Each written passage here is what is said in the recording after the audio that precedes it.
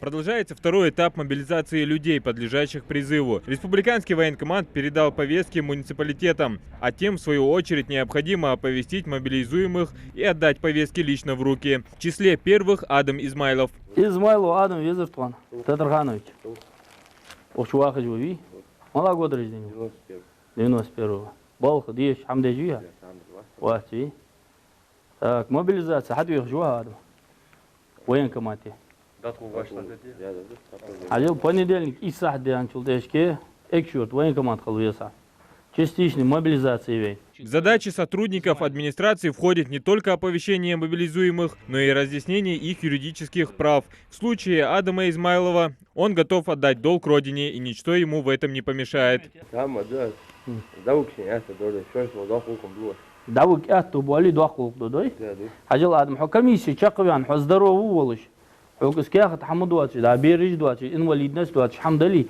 Комиссия حوخ желание или حقوق гудали андали. حوخ чам боли. Чам был жуахви добровольц верши вах чам был. В списке получателей повестки Зиаудин Льянов, проживающий по улице Московская. Получатель оказался дома. Московская 31 12 адрес диви. Зиаудин яхсак вества. Полжи. Зиаудин мобилизация вен юдиш. Военкомат отбеж кайнах бой. Так, адреса бахаш, цабахаш, цалболыш, цалбуатыш, нахаху. Сагюаля, цамогжолыш, сагаху. Военкомате адавены, шикяхтыш предоставить для Бог бебежда. Понедельник и сахт дялся, чал вес казалди. Как оказалось, у Зиаудина на иждивении 8 детей, 7 из которых нет 16 лет. В соответствии с указанием Генштаба ему полагается отсрочка. Для ее оформления Зиаудину предстоит подойти в военкомат со всеми документами. Свидетельство о рождении полностью. Кяхата даже военкомат. Хадва вес. Да. Хуна отсрочку валтах. Но явиться обязательно надо. От обязательного авиажа, но отсрочки он так как бери духахал чудешки мобилизация призвать вет.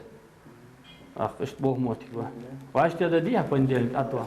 Следующая повестка отправляется по адресу прописки Тимуру Гундину. Как оказалось, в обозначенном домовладении таковой не проживает. Об этом сотрудникам администрации сообщил хозяин дома. Сотрудники администрации рекомендовали владельцу дома обратиться в паспортный стол и вычеркнуть Тимура Гундина из списка проживающих по этому адресу. В этот раз повестки вручили 60 назрановцам. Также представители призывной комиссии напоминают, что с 1 ноября начинается осенняя призывная кампания и просят лиц, достигших 18 лет, явиться в военный комиссариат по месту жительства. Призыву подлежат, как я сказал, лица от 18 до 27 лет, не имеющих отсрочку. Отсрочку кто имеет право на отсрочку? Это студенты высших и средних специальных учебных заведений, инвалиды по здоровью и лица, имеющие на воспитании двоих детей, рожденные до 27 лет, да, если у призывника до 27 лет родилось двое детей, то он, соответственно, тоже имеет право на отсрочку. Все остальные молодые люди, жители нашего города, должны быть призваны на срочную службу в Вооруженные силы Российской Федерации. Продолжительность службы 1 год. Как мы знаем, раньше, да, это период составлял 2 года, сейчас это 1 год.